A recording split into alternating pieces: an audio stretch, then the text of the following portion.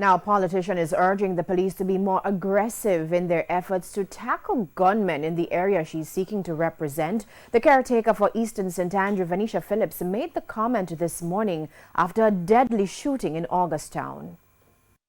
Wayne Riley Jr. and friends were heading home from a peace dance in Augustown after midnight when they were fired on in the vicinity of a shop along Augustown Road.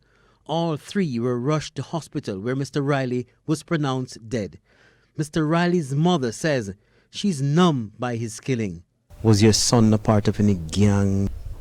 I don't know of that. I can't say he was a part of, because I don't know of that. Do you know of any reason why they would want to kill him? None whatsoever. None, I can't think of any. Since this year, Augustown has recorded some shootings and homicides.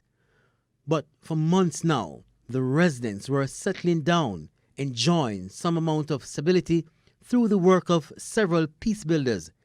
Caretaker Venetia Phillips says it's time we understand that there are some in the community who will continue to go against the peace. She wants the police to deal with them firmly.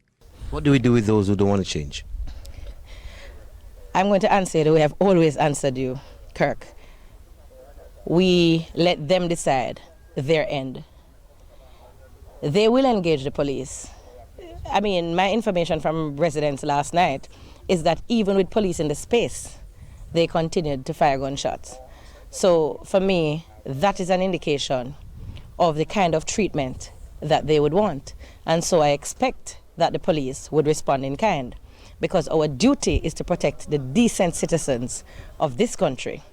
She says reducing crime in Augustown is difficult, but that it can be achieved.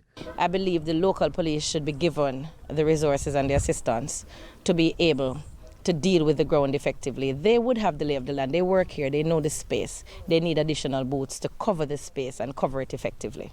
Kirk Wright, TVJ News.